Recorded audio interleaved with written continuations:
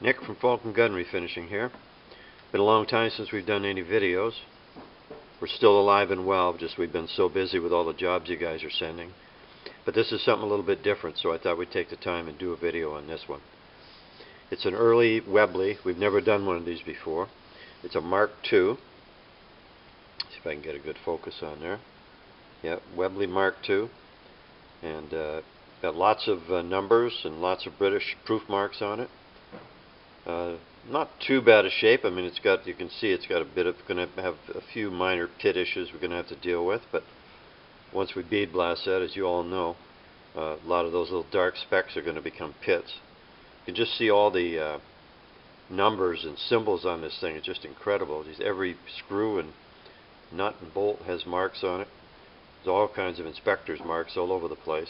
You see a few dings and dents along the way. We'll have to be really careful to save all those symbols, but we can do that.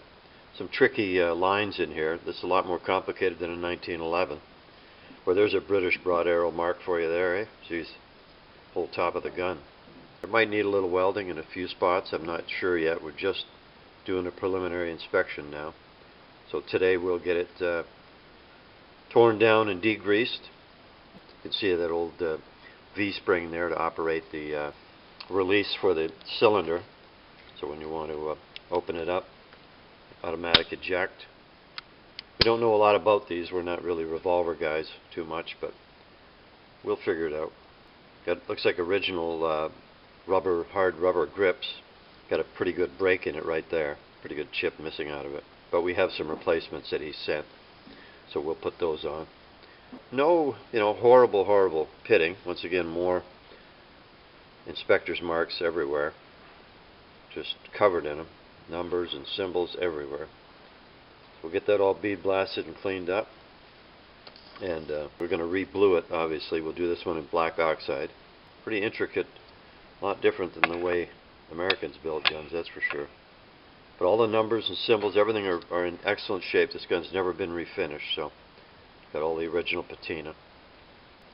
This gives us a pretty good preliminary look at what we got. So looks like some numbers there have been crossed out for some reason. But once we get it torn down, have a better look at it, we'll have a few more answers. So this will be a nice, interesting one to play with. So stay tuned, and we'll keep it posted as we move along.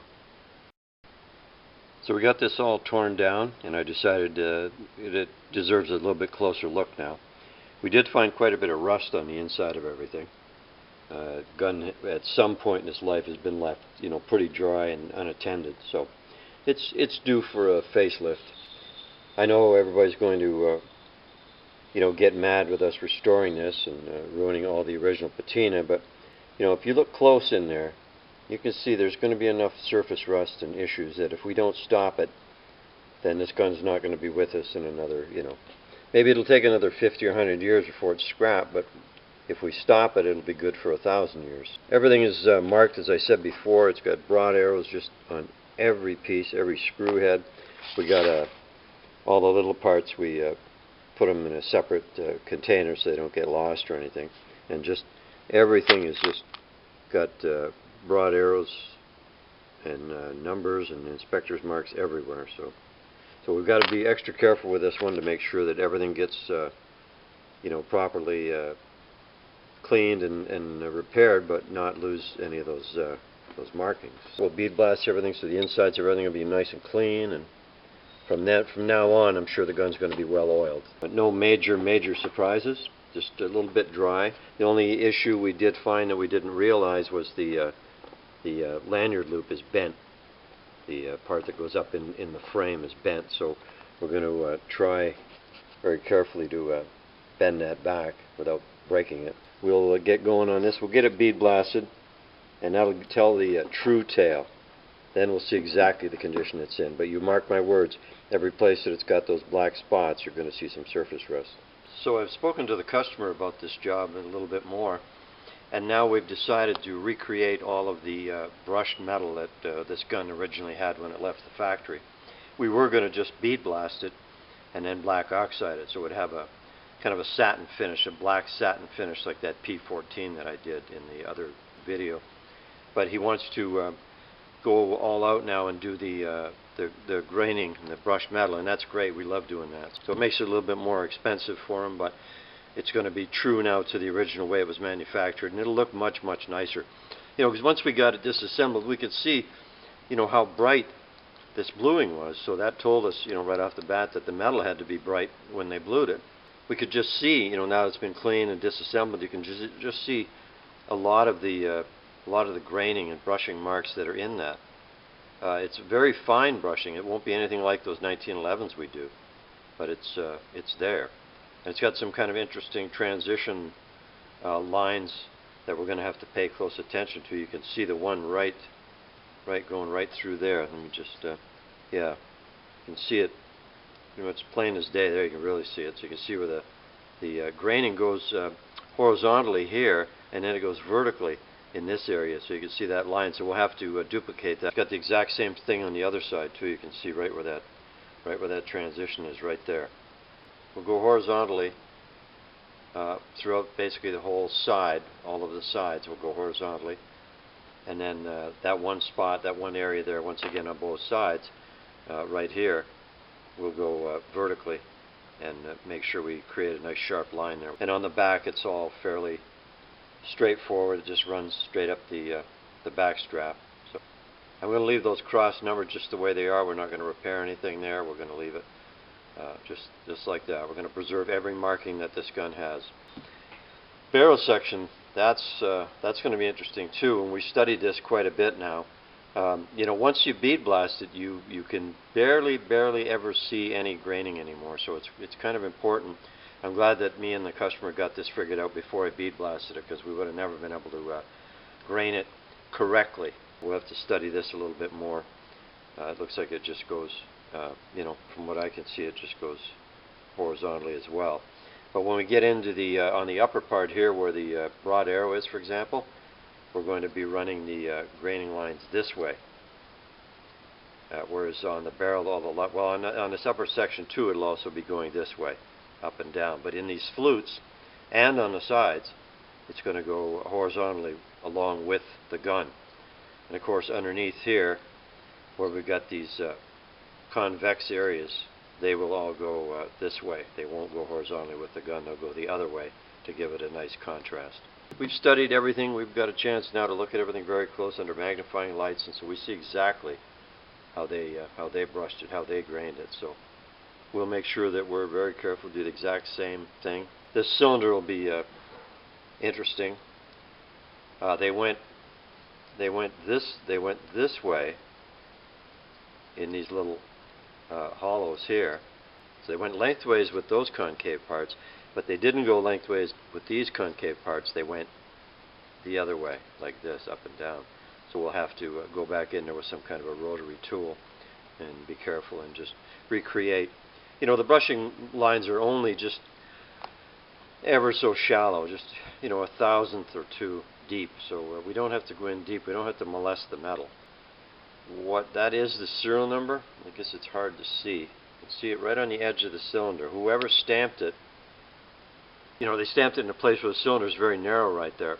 Now the customer did tell me something too about this revolver, and that something was done to the cylinder, and I don't profess to know much a lot about revolvers, but he said something was done to the cylinder that already altered it from original anyway, and something about you could shoot 45 long Colts or something in it. So maybe the back of the cylinder was shortened or something, and maybe that's why that serial number area. If I didn't know what the serial number was, I would never be able to duplicate. But we know what the serial number is. The serial number is 50641, and if we move in really close, we can see that very tops of the 50641, just the very tops of them we could see. So maybe it used to be a full number, and when the cylinder got shaved or whatever, or shortened, maybe that number got partially obliterated. Don't know. But anyway, so that's good. I'm glad that we're going to grain it now. We're going to brush it. It's going to look much, much nicer with a brush finish. Wait till you see it now. So we're going to get going on this thing, and we're going to make drawings and take still pics and mark right on the pictures as to what direction the graining will go. That'll remind us, because once we bead blast this, we really won't have any idea. So it's critical to get that information before we start. We do that on every brushed finish gun that we work on. A Luger, a Mauser, a 1911, it doesn't matter. We take lots of pictures and we make sure that we mark where the brushing and graining is going to go, and that way we get it right when it's all done. Alright, so we got this Webley all glass bead blasted now. We blasted it with 320 grit glass beads. That's about as fine as I can buy. And we just blasted it at a low pressure so we don't beat the metal up too bad. No real big surprises on this thing. There is pitting everywhere that I thought there was going to be, where all that freckling was in the finish. So now you can see a bit. You can see some of the damage, chips and things along the edge, and a bit of pitting. You can see the pitting in there. Pitting down in there. That wasn't so obvious before we bead blasted it, so you can see how important bead blasting is. You can see how it's difficult to even give a price on restoration or refinishing until it gets bead blasted, because I mean, we didn't see that before we bead blasted it. We didn't see those pits that deep like that. So you absolutely have to bead blast it to uncover all the sins. There's no two ways about it. So we'll have a little bit of time there on that piece. And we got this the trigger guard itself, and it's got some issues as well. So we've got some nice inspector's marks right there. The crown, and not sure if that's, there we go, 57 maybe. But we got lots of little dings and marks along all the edges, and so that'll all have to be addressed. And once again, that wasn't there before we bead blasted it. So, but that's all fixable. Lots of little dings and dents along the edges. But we take care of that. Yeah, the cylinder is going to be interesting. We talked about the direction that the graining goes in. Now the cylinder doesn't have too much for, surprises. A little bit of, you can see it in there, a little bit of pitting, but nothing too severe. Let me turn this around. Maybe we can see that crown symbol a little bit better. Yeah. So if I turn it slowly, you can see little bits of damage and bits of pitting in there. Certainly enough symbols. There's some pitting in there. Okay, see that? I didn't notice that before. But that's alright, we'll take care of that. That's what keeps us busy. You guys are seeing now that some of this pitting can be fixed. So this piece here, yeah, it's not bad. There's no real issues with it. We'll just regrain it. I mean, there might be a couple tiny little dings that we'll fix. We had a little bit around that pinhole there. A couple little marks that we'll clean up. Frame does have a fair amount of pitting, and I'm hoping that we can see that. If I get a little bit closer.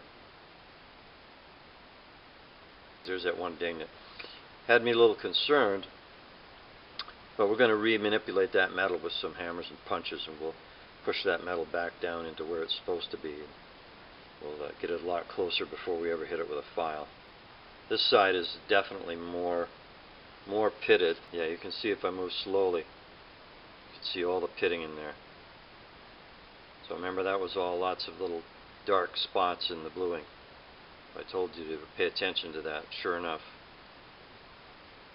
So like I said, this side definitely has more rust, more pitting, enough symbols. Boy, I've got to be so careful on this. There's lots of dings and pitting right near where the symbols are. You can see how, we're careful with the bead blast so none of the lettering or marks gets diminished in any way. There's a bad spot right there. That's a fairly deep pit right there. Once again, you can see there's more pitting there just above the marking there. Damage around the screw hole. So all this has to be repaired without affecting the markings, which is that's difficult. You can see some pitting in there. You can see the pitting there quite readily. More marks and symbols. Once again, you have to admit, before this was bead blasted, we didn't see that much pitting at all. just some specks in the finish, some patina. Oh, we love that word, patina. A little bit of rust right there behind that plate. You can see it right there, yeah. So it's going to be an interesting one. It's got lots of interesting lines and shapes, and so it's going to be fun to do. I'm eager to get this one done. So our Webley's coming along really, really good. We've had a good day of metal finishing, and we've got this now to 180 grit. We've got, 98% of all pitting gone, and we've totally saved 100% all the markings. You can see now, you remember all the dings and dents this used to have. If I shined in the light, in fact, you can see how nice and straight that is. There's no deviations or divots. A couple little spots here we can spend a little bit more time on. We've got some issues on the other side. That England was only half there. We've barely even touched that area. So that England was weak like that already from the start. You can see the bottom is quite strong, but the top's very weak, and that's exactly how it was. But if I move really, really slow, you remember how much pitting was in there? Well, if I go really slow, you can just barely see any pitting around that England, and it's only because it's around the England. So we're just nervous about taking any more pitting away and losing that England. You can see one little ding right there, right on the edge, but it's too deep to chase after, and we absolutely have to save these markings. So we got to make a little bit of a trade-off. If we're going to get this thing, by the time we're done, this thing is going to be 98% perfect. So if that's a fair trade-off to save the lettering and the markings. But you remember how dinged up that was. Remember it had a couple of really bad dings in it. So we got that looking good, and look how perfect and straight that body line is right there. So we're very careful with all this. We saved that British broad arrow just perfectly. We're going to go in and we're going to give it a little bit of brushed metal, a little bit of graining. Nothing too severe, but a little bit. The crowns are just perfect. There's no issues at all. We saved them beautifully. That serial number there's no issues at all. Just crisp and clear. Saved all those body lines. You can still see everything's nice and sharp. All the British broad arrows. Everything is still, looks like a little ding right there. We're going to spend a little more time. Let's see if we can get that ding out there a little bit better. That one right on the edge there. Frame came out just gorgeous as well. And luckily for us, basically the left side of both the frame and the barrel assembly were void of any markings, so that cleared the way for us to get a little bit more aggressive in the pit removal. You remember how pitted it was in there? If you look at the old video right after it was bead blasted, so that came out really nice. That's just gorgeous. We saved all the markings just perfectly. Yep, no issues at all. That was already weak. That 6 or 9 or whatever it is was already weak. We tried to stay away from it. We pretty much got all the pitting along the edge there of the back strap. See how nice and smooth that is. And we were very careful to preserve that transition. There's a transition right there. You can see how the metal flows and then it changes. So we were very careful to not change that or disrupt that. We followed the shape of the metal perfectly. We had a hard time on this side because, boy, we had a really good ding, or pitting I should say, right in here. We had some pitting, and so we were able to get it out, but we had to stay away a certain amount from all those markings, as you can see. And you can see we preserved everything. Nothing is diminished. So there I see another little ding on that edge right there that I think we could maybe chase after a little bit more. Like I say, this isn't done yet. I just wanted to show you what we've gotten so far. The Webley markings are beautiful, no problem. That crown, just gorgeous. Serial number preserved, not a problem at all. And you remember that was all peppered with just fine pitting under there. Boy, she looks good now. And we've got the cylinder. Well, that's not a small part, but we've got the cylinder and we've got the trigger and a couple other parts. So we've got to chase after those still yet. So I think that's not too bad. She's looking pretty good, making some progress on that baby. So we'll keep plugging away, and I'll keep you posted with some more videos, and we should have this thing wrapped up pretty soon. Alright, so we've got all our metal finishing done. We went ahead, we got everything grained, we got all the pits removed, everything is ready for, we're going to do a quick assembly. We always like to do that, just to see it in its raw state all assembled. But then it goes down to be blued. We'll send it out for black oxide. So everything just came out just beautiful. I'm real happy. Alright, so there you can see nice, all the graining we have in there. It came out just beautiful. All the pitting gone. Got all that nice brushed metal in there now. That's going to look awesome being blued. Everything came out just great. We saved every symbol, every marking. Nothing got lost. And there were a lot of markings on this piece. There's the trigger. So all getting ready for the black oxide shop. The cylinder came out really nice. We had quite a bit of work on this cylinder. You can see how the graining has to go in quite a few different directions there, and all those little hollows in here. You can see all the markings just as beautiful as could be. Get a good focus again. There we go. So yeah, so that's going to look good.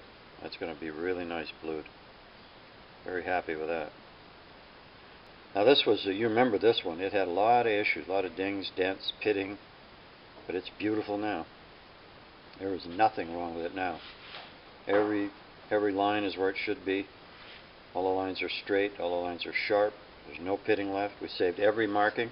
If you remember in the beginning of the video, that England was very weak. The top of it wasn't there to begin with, so we were very careful not to remove any more. We had a bit of pitting we had to take out in there too, so it was a tricky balance to get the pitting out and not lose the markings. So remember, you're going to lose metal, you're going to diminish markings. There's no way around it. We're not magicians. But everything else is good. You see all that nice graining. So can't wait to get this thing blued. Now you remember I showed you in the beginning that transition right there? You see that transition right there. So we got it right back exactly. So it looks very good. Very nice. Exactly how it should be. So yeah, I'm real happy. This thing just came out gorgeous. You see all that graining, beautiful graining.